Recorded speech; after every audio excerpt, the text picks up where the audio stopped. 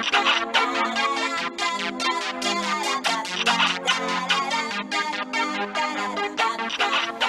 everybody, I'm Alpaca Julia, and I've kidnapped your host today.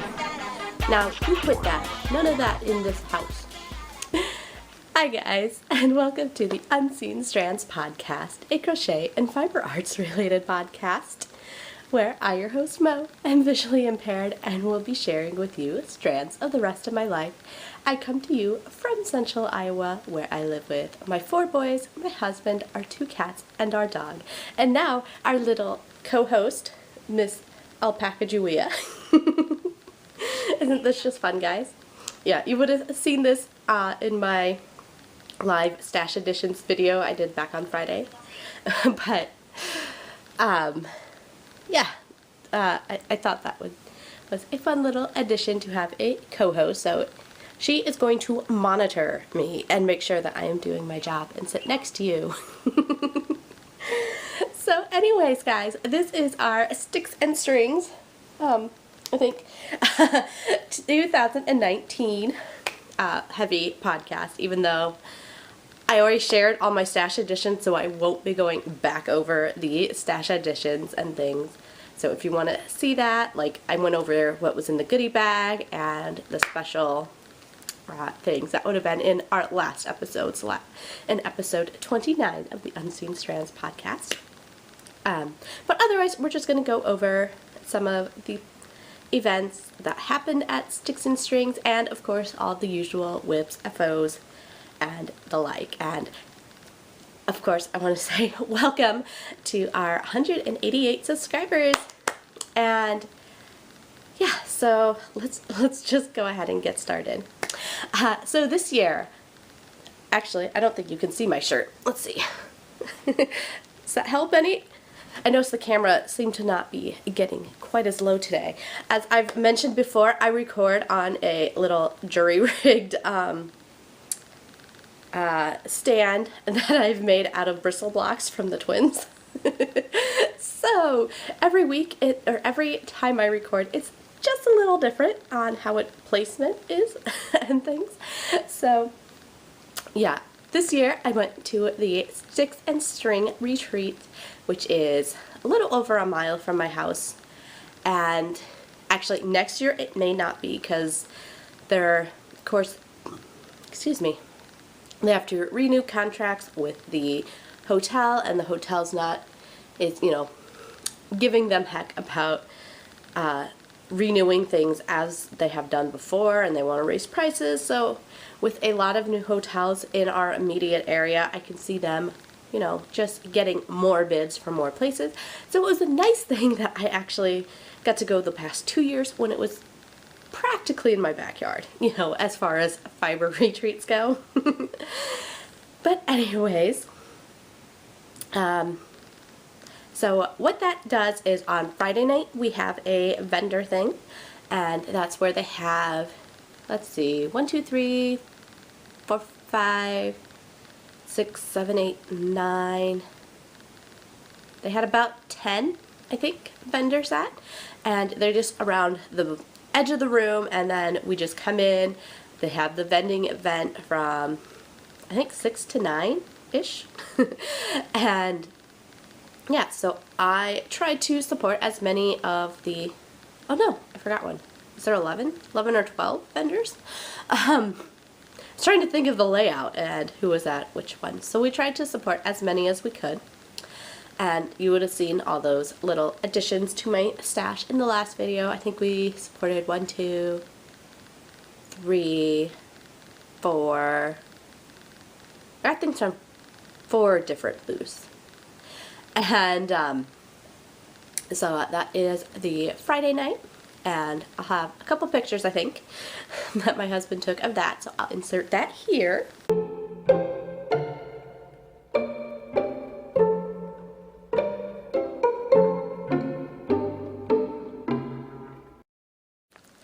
So yeah, guys, I did not take any actual video recording of the booths and things, just to give the creators their own privacy and such.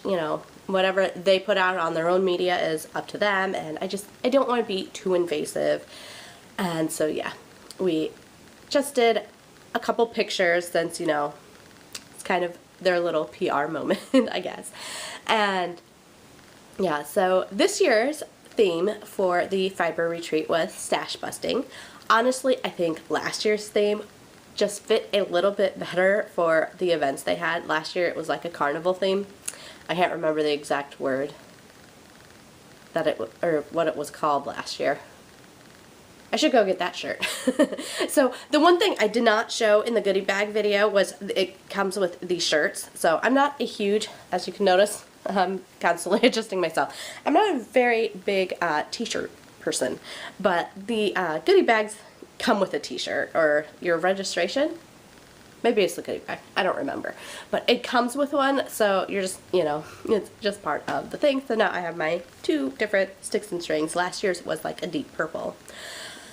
So this year's theme was Stash Busters, and so on Saturday when we did the main activities, I guess, they were more supposed to be geared towards like stash reducing and things, but I didn't think they really specified hard enough on that stuff. I don't know. I guess if I were the one organizing it, I would have had it really heavy on the stash busting and like making granny squares and motifs and things, which their charity projects were very stash busting heavy.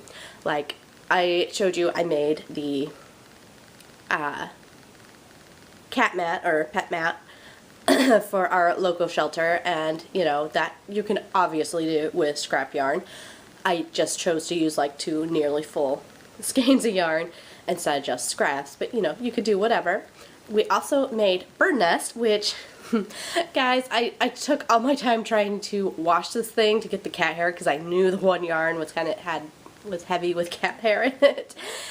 So I spent my time trying to dry it and get it out to them before the grand prize draw, because the grand prize draw you got extra tickets for it if you contributed to the donation causes. So I did not ever get a finished picture because I just completely forgot of my bird nest. But I can show you an in-progress photo that I did on my weekly whips, which I can insert here. And you know, like I said, those were just some great kind of stash busty ideas, but their demonstrations were great. I mean, they kind of edged on the edge of stash busting. There was one for how to create some kind of scrappy scarf, but I couldn't really tell what they were doing, so I didn't really pay attention to that. And they're just demonstrations they showed for the whole room.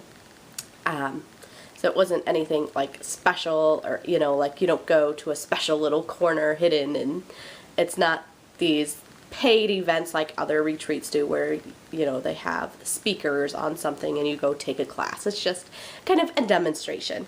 And then the other one they did was on Navajo plying. I think that was actually on Sunday that they did the Navajo plying class. There was supposed to be a tarot card reading thing, but I don't know if the person never showed up or what the story was behind that, because we were there. It was supposed to, I think, start at 6 p.m. or something on Saturday, and we stayed till like 6:45-ish or something, and then she kind of gave up and went home. So I don't know what the story was there. We kind of missed out on a little special extra thing. And the other thing we did on Saturday, sorry guys, again with the fiber, on Saturday is we did a relay race, which my team lost poorly in, but I think my husband took a little video of that situation, so I'll go ahead and play that for you here. It's like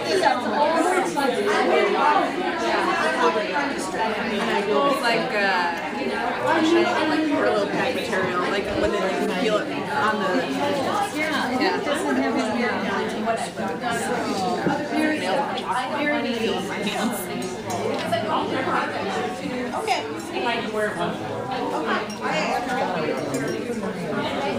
Like I said, our team lost like super poorly. I think I was on my second round when the other team got done, and I was the final person on our side. So it was, since we had 6 crocheters, we had 2 teams of 3. But since there were 6 prizes, we each got a prize. And all they were these tape measures. I showed that on the stash enhancement videos. And actually they were in the goodie bags last year. I mean, I only know that because I went last year, but I got a blue one this year because I think I got yellow last year, so I got to actually pick my blue one this year. And so that was fun. And yeah, so the rest of the time I spent my day either knitting on my other finished object, on my cowl, which is now finished. Yay! This is the Honeycomb Cowl by Cello Knits. I did try, I think, to Kitchener the seam. Didn't really do the greatest job, but that was the first time I had ever done a Kitchener. So yeah, this is to go with my winter coat, which is now like a deep maroon red color, because I didn't think my Palm Valley would go very well since it's, you know, light blue and like a purpley pink. And then the other thing I mainly worked on was, of course, my spinning on Miss Delilah. And I guess let's show it to you the right way, into the front. And that's actually my work in progress kind of crossover. I am working on, this is the second bobbin of my single ply, because I did, oh no, I don't know where I put it. One moment, un momento, por favor. There it is. I put it in a bag, that's why I couldn't find it. In my bag, I can't remember which maker this was from, but I had won this from the Dramatic Knits podcast, from Mr. Steve. I have my skein of handspun. Now, my husband did the lovely job and caked this up for me. This is, I think, approximately, not quite 6 ounces. I'm trying to remember. I think it was 169-ish, but this is a 3-ply in a 70-30 merino alpaca mix, and this is in Rose Hips colorway. I think because Primrose is the lighter one. Whichever the rose one, that is the darker color of pink. And that's a Paradise Fibers fiber.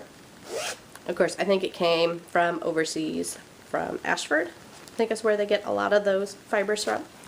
So I did accomplish one full skein, and I did start a pattern and crochet it. So I did work on crochet there. But, you know,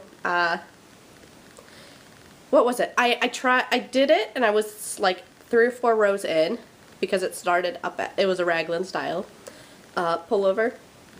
Excuse me. And I put it over my head, and it wouldn't go over my head. And I have a small head. So I'm like, yeah, that's not going to work. So I'm just going to have to try again, or try a different pattern. But I was just doing that one because it was simple, it was crochet, and I was thinking that work. I might just have to use a larger hook than was recommended, or add some stitches, you know.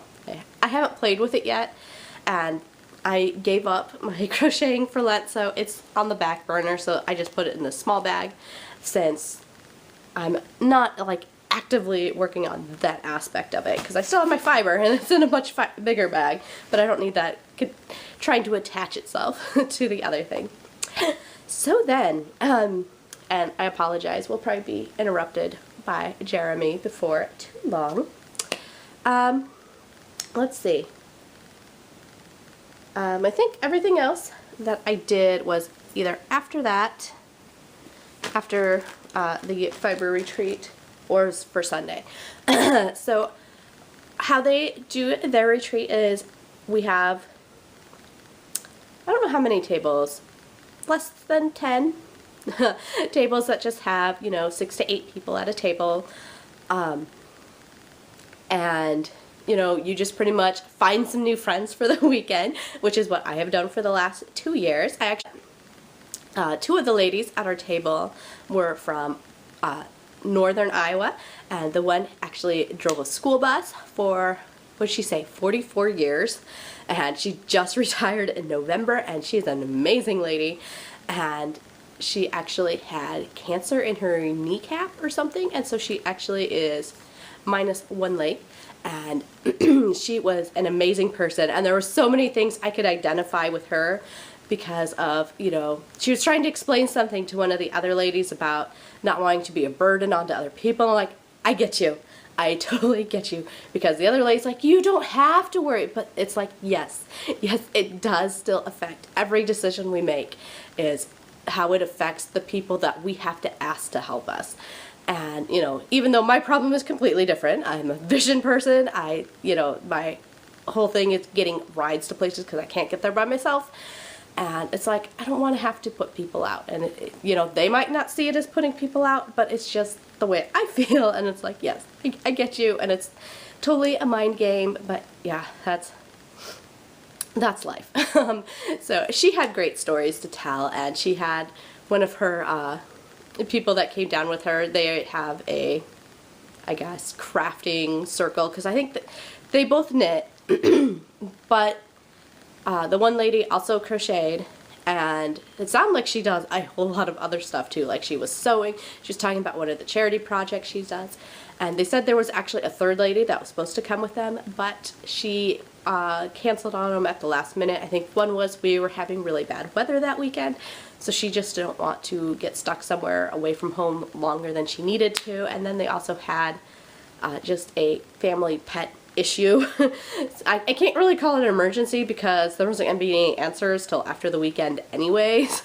So yeah, just a family, pet issue, and so they chose not to come, but it sounded like we might have been better off because we were considered the naughty table. And then the two other ladies, it sounded like they were from the metro area, but I didn't get to know them super well because they weren't always at our table. And they did not, again, return on Sunday, so they missed some of our chatter. But yeah, what I want to say was a teacher, and I'm not sure what the other lady did. One of the ladies did not have any children. Did two of them? I think one lady from each group did not have any children. I don't remember. We're getting 2 weeks away from the event, so I'm starting to get fuzzy on details. But it was just a lot of fun, and I really encourage you guys to go to a retreat if you get the opportunity, since this is a retreat that basically uses one room of a hotel, uses their ballroom area. It's a much cheaper event than a lot, and since we can stay at our home, since it's so close to home, we don't have to pay for the hotel room, although it would be kind of fun to also stay at the hotel, especially when we were having the weather issues that we were having. It's just funny because last year was a weather issue, but it was only on Saturday. And then this year there was weather each and every day of the event. Was not fun. Weather, snow, and blizzard.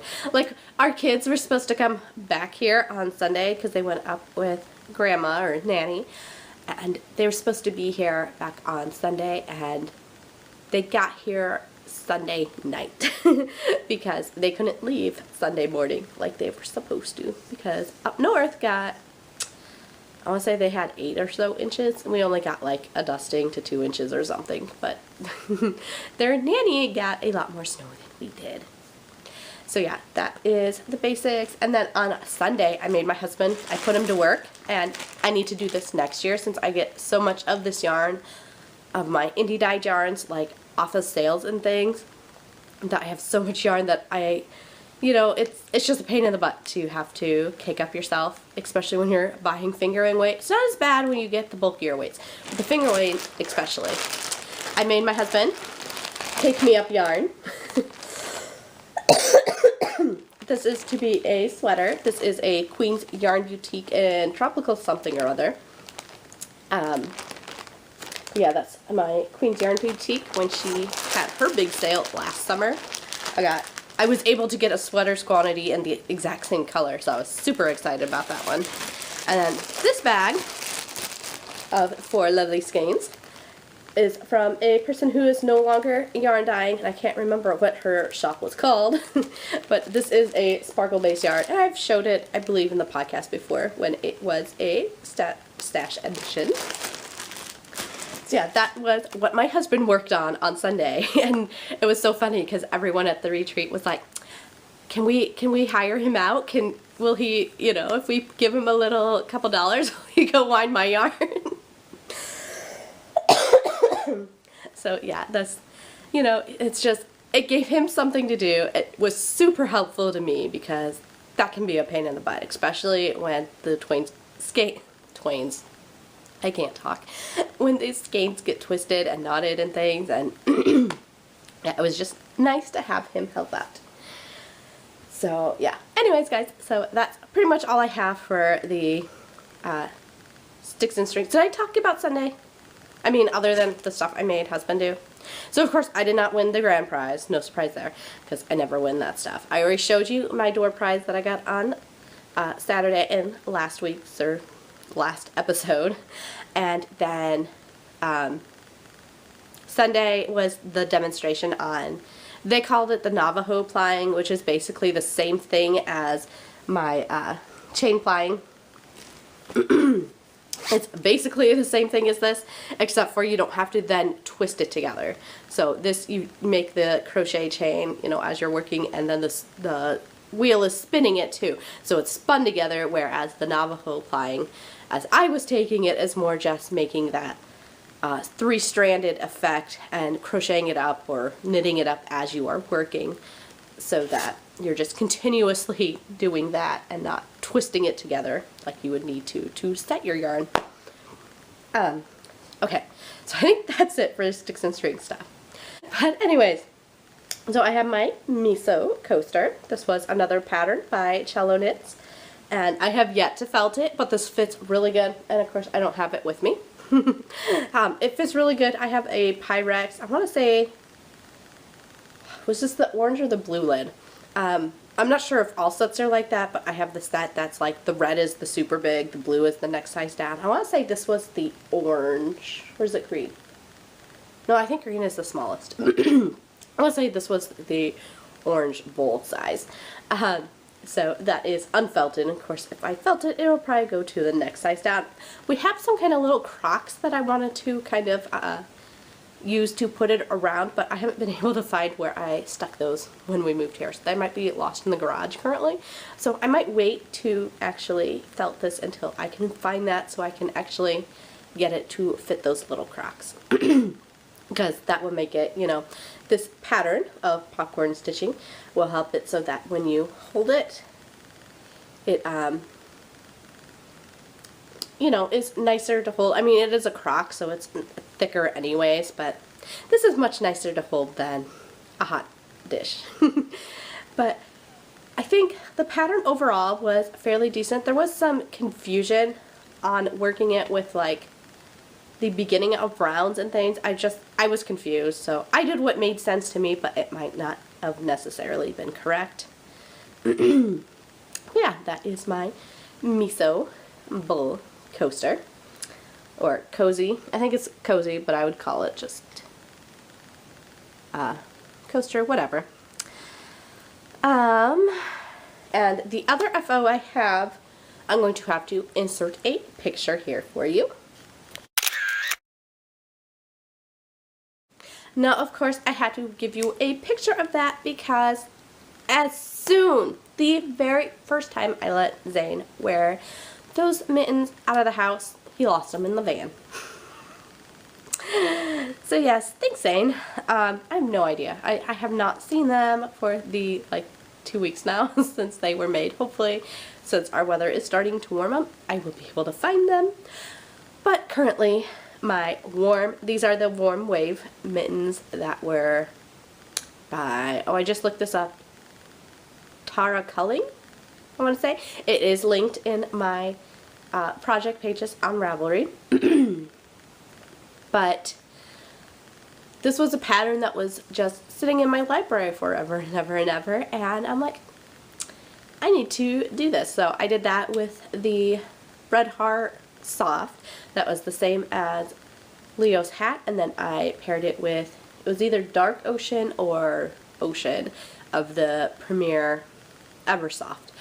And yeah, they were I started them. I intended to make them and finish them in one day. That did not happen.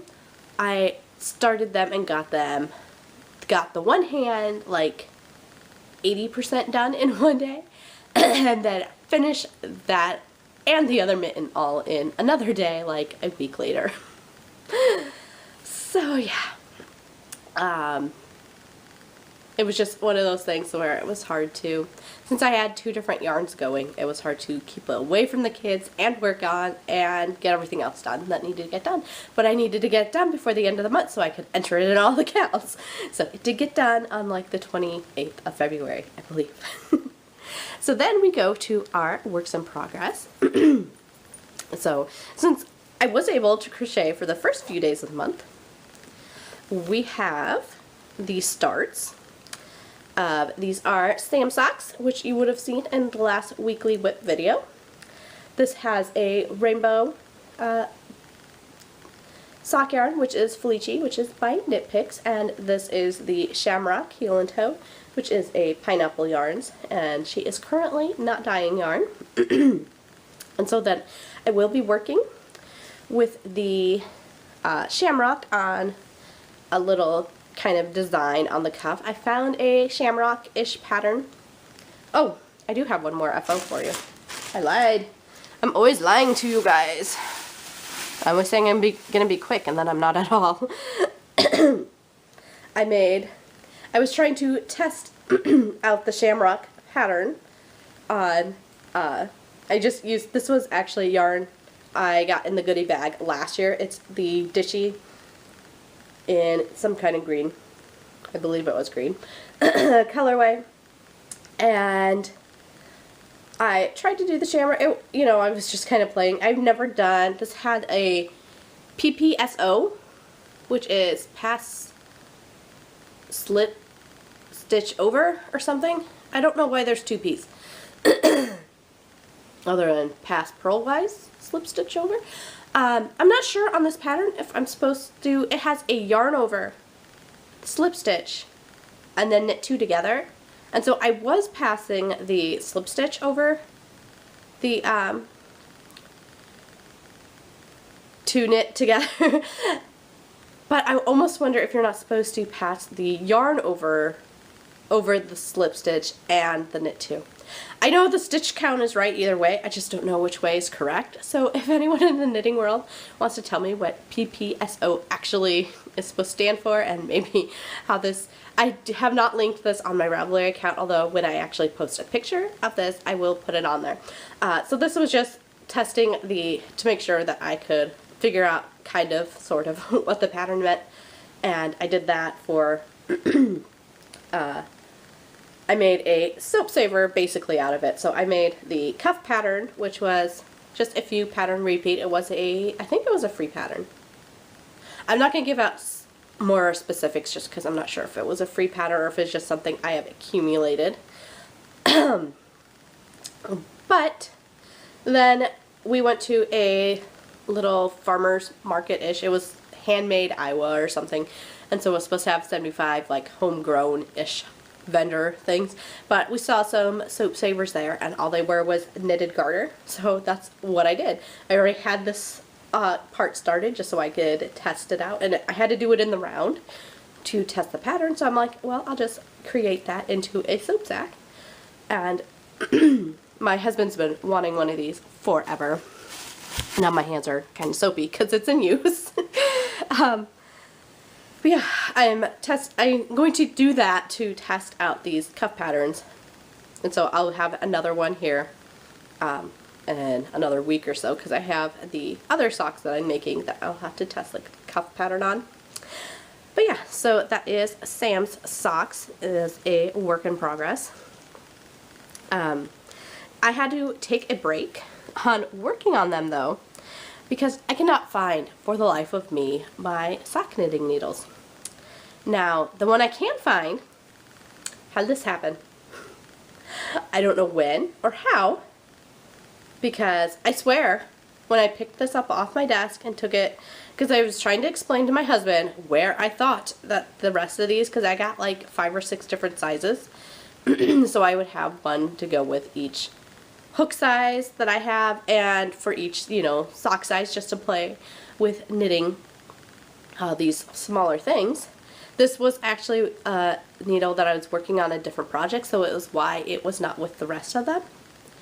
And I swear, I had 2 needles when I went in the room, and he told me, he threw away, and I don't actually have it with me because I need to put it back with my wheel.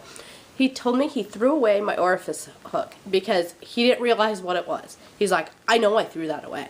So he's helping me look for these knitting needles, and he finds the orifice hook. I'm like, dude, and what that is the needle, or the little hook that you use to thread. Do I have the wrong side of the wheel? To thread the stuff through this little piece. He told me he threw away. It was just a little piece of metal that had a hook on the end and a loop on the one end, and I probably need to actually thread that loop so that it's stuck to this, because this has a little metal plate on the inside here, so that you can hook, or so that actually magnets to the case itself. And he told me he threw it away because he didn't know what it was, and when I said I was looking for it, he's like, oh, I threw that away. And then we found it, so he's a little liar. But yeah, so it's nice to have that back, although I have been using that wand one that I got from the Paradise Fibers Fiber of the Month Club box back in November. But yeah, so anyways, I leaned over to put that orifice hook with my spinning stuff that's in the bedroom, because I have like a tub that has fiber in it, and then it's got the little extra pieces for the Lazy K, and it's supposed to have, there's supposed to be a bigger little plastic knob. It's got a bigger hole than this, but I couldn't find it the last time I looked for it. But I might just be hiding in that box further. There's just some other little odd and end pieces in there. So I was leaning over, put that hook with that stuff, and I go back to rip the rest of what was on this off of it because I'm not currently working on it, and I'm like, my needle's broken. This was just, I had a day yesterday, I tell you what. I'm like, there's not another end. So this is the size I actually needed that would match the hook that was in this. This is a Silver Shed bag that I won from Silver Streamland, from whatever her cow was in 2017, I believe. But I'm like, I could have used this if it hadn't broke. And I don't know, because I could not for the life of me find the needle. Hi Jeremy, I'm recording. Okay. So yeah, no idea what happened to that. So I have ordered a ChowGoo 9-inch circular, and I think that's supposed to be here tomorrow. So hopefully I'll be able to get back started onto my knitting cuffs onto my crocheted socks, because I also have the pair that are that is my March pair of socks for Crochet Luna's monthly sock challenge or whatever. This is my my pair for February, which is the Aloha.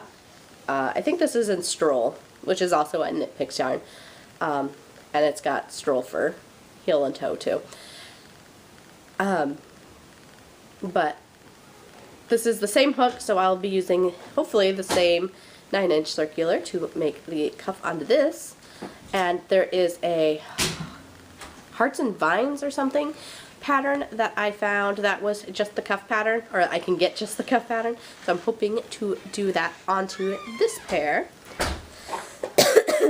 And I might actually, I think I have the stuff I won from Crochet Cakes for my sweet socks that I might use for the Hearts and Vine pattern, depending on how, because I think it might just show up better. It just might be a little prettier to have that little contrast. But I haven't decided for sure yet. I'm going to focus on getting Sam's socks done first. And then the other whip I have is my knitting. This is the I'll Be There For You shawl, which is one of the ladies of Pen Hooks and Needles. She wrote, the mom wrote this pattern. She is selling it for $3.50, so it is not a free pattern. I actually had a pattern prize that I won in a Cal from last year. It was like a Garmin along, I think. I had won a prize and I hadn't redeemed that yet, so I just had the person that was gifting the pattern get me this pattern. So I didn't pay anything for it, but I don't know if I would have. It's $3.50, and honestly, I think this is more like $1 pattern because it's basically a one pattern. It's like cast on and repeat this row till the end. And to me, $3.50 just seems a little steep for that, but I am working on it, and it's still lovely, and this is a great mindless project to work on. And, oh, my asthma or wheezing is terrible. Let's see, did we cover everything with you guys? I think so. I'm looking here, and I don't see anything.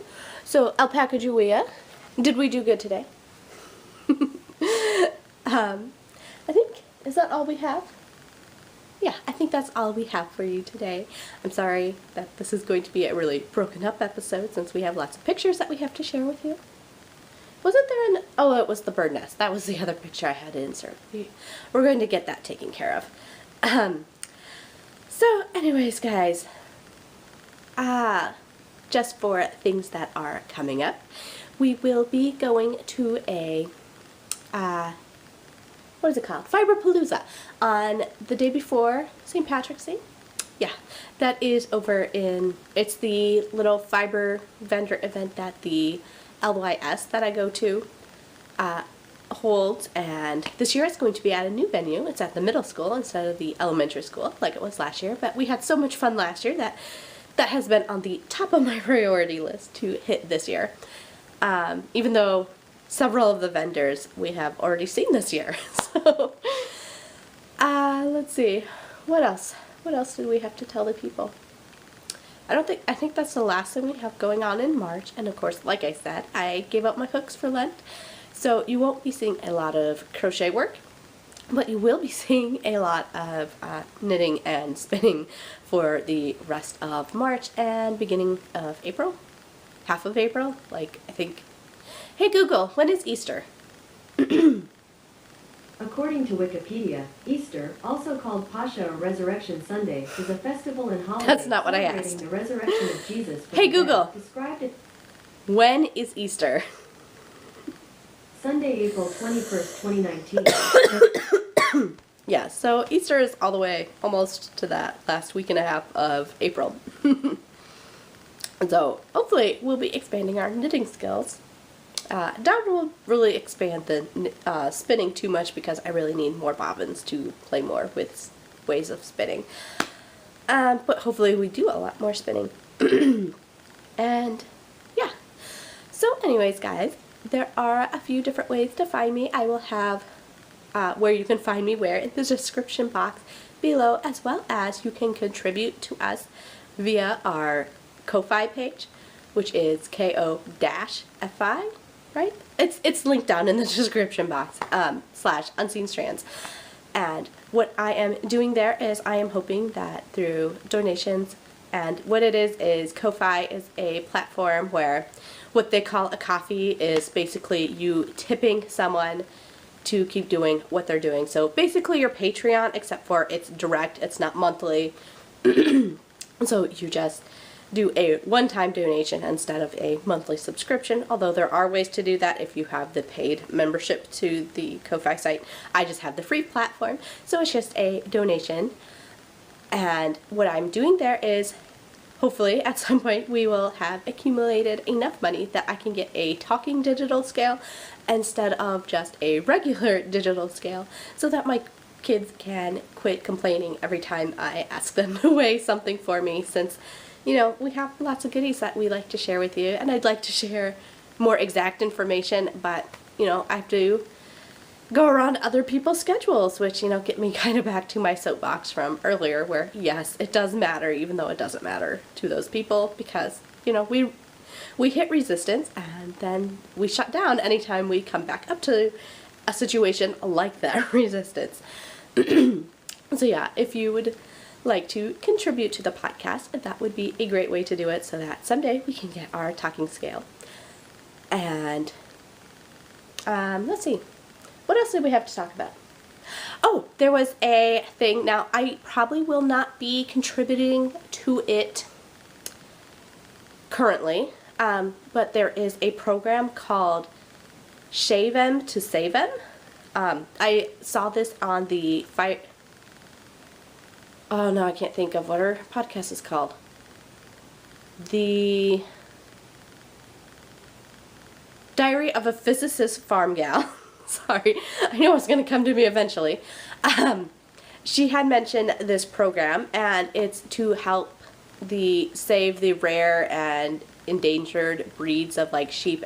Well, actually, I went to the site, and it's more than just sheep, but this particular program, the Shave 'Em to Save 'Em, is for sheep, and it's to get people to purchase and use these wools. Now, I probably won't be doing it because not only do you have to do a $15 thing to get started on the program, but then you have to buy from their verified sources or whatever to get your stamps for this passport thing.